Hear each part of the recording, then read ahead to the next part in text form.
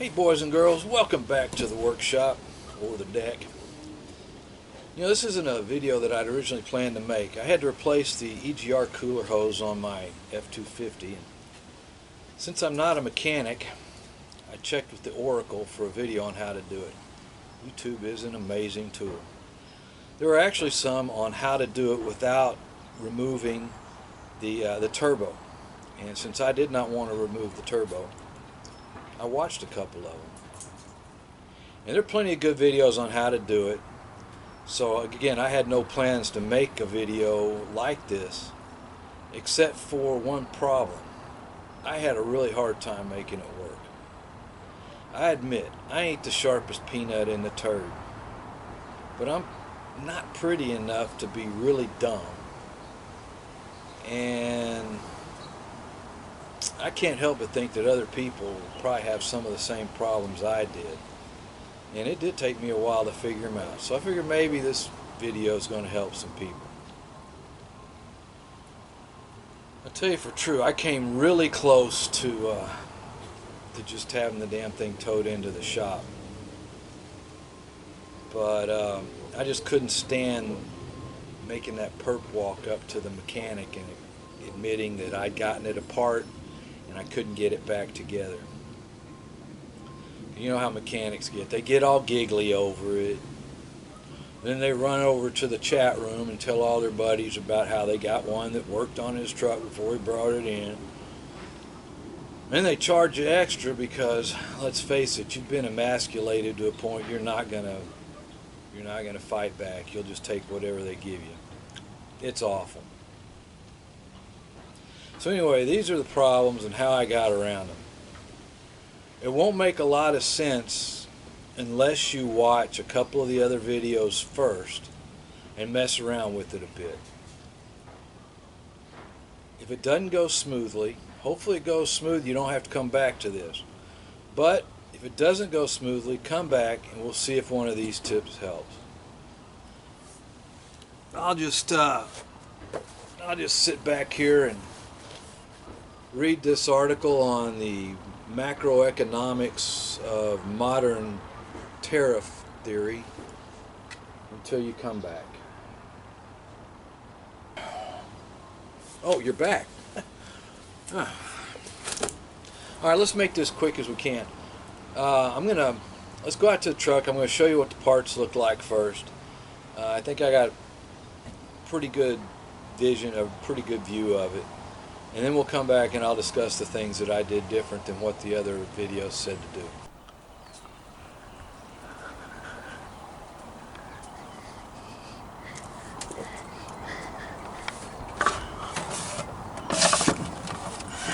So as we get back in here, you can look and see that little blue hose is the EGR cooler hose.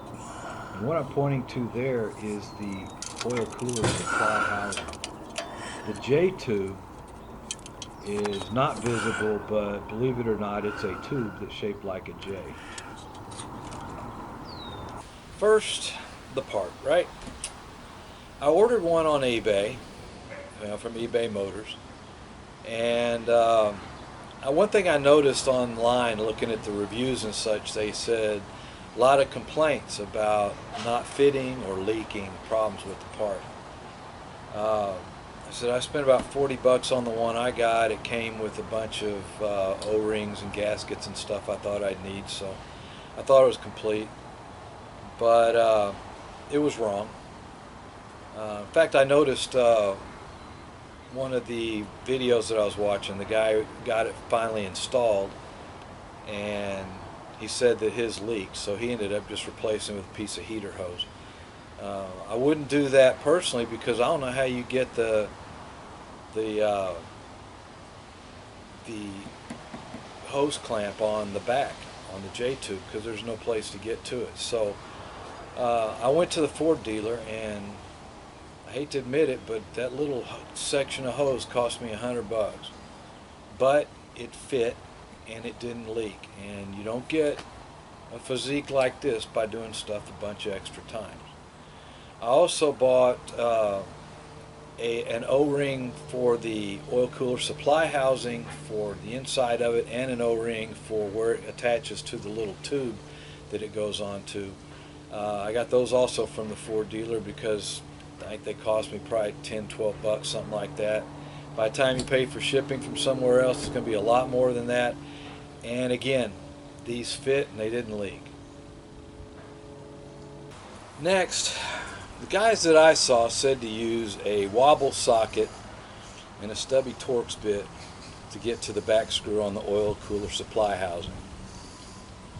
I still had a hard time making it work, so instead I used a standard Torx bit, which is, see here, standard size, and then I used this little ratcheting bit driver, I guess what you call it. It was still about 2 inches too long to fit inside the cavity and work, so I took my grinder and cut it short. I didn't have to do that. I could have waited. I could have ordered one. Sunex has a really nice set that comes with bits and everything, and it's a little smaller than this. It would have worked perfectly. I just didn't want to wait for it to come in the mail, and I couldn't find one locally. Anyway, this actually, to me, made it a whole lot easier to remove and replace that screw. I guess I'm kind of remedial. Those other guys seem to do pretty well. For the front screw on the housing, I just used a 1/4 inch drive ratchet, a 1/4 inch socket, and a Torx bit with extension. I put a little duct tape on the bit to keep it from falling out of the socket. There's a Wayward 30 Torx floating around somewhere in there that didn't have duct tape on it. I don't often do things right the first time. Next, the problem I had was I couldn't get the oil cooler supply housing lifted off of the oil cooler with the hose attached. It was just too stiff. I tried to pry up, the hose was holding it down, so I couldn't do it. So I misused a very sharp wood chisel and I cut the hose in half. Then I was able to misuse a screwdriver to pry up the oil cooler supply housing, and then I misused the same screwdriver to pry the hose off of the J-tube. You'll find that misusing tools is a common thread in my life, and it probably voided the screwdriver warranty, but I'm not going to tell anybody, and if this performs like most of my other videos, none of the 8 guys that watch it are going to take time to complain either. So we'll just forget about that. Just remember that the oil cooler supply housing is still kind of hard to get up. You just got to pry it a little bit at a time. Be patient, little bits at little bits, and it will come up. It's on a plastic little tube, so be careful.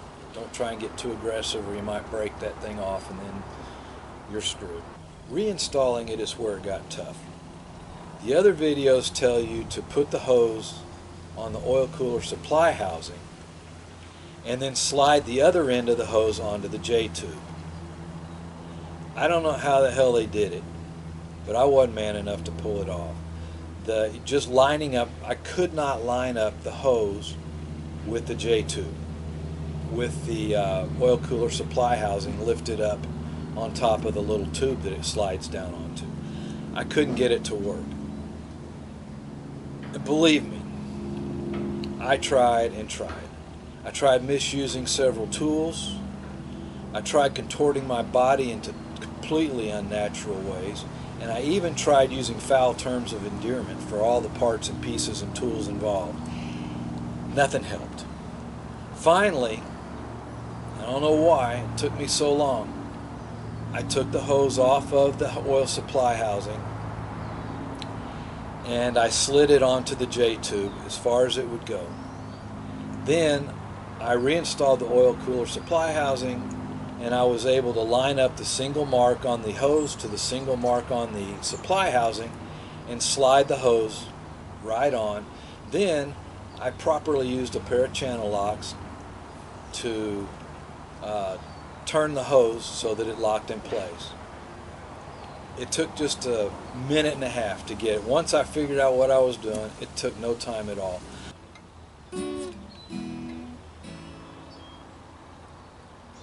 So there it is. I really do appreciate your watching. I hope that this helped. I said it wasn't something I was planning on doing, but it really looked like I really felt like it was something that could help some people, because I spent a lot of time going around in circles trying to figure out how to get that thing done. Again, thanks for watching. If you have any questions, feel free to ask questions in the comments. Make any kind of rude comments about me that you want to do. I get a kick out of most of it. If you watched all the way through here, look at the end for the Buy Me a Lap Dance button and click on that. And look for some of the future videos. I haven't been doing much lately, but I've got a couple of new songs coming out. And I think there's one I'm going to do where I'm going to make some little steak knives out of horseshoes. So, stick around with me. If you haven't subscribed, please do. I'm almost up to, well, I'm almost as many subscribers as I have videos. Apparently, it's taken off like wildfire.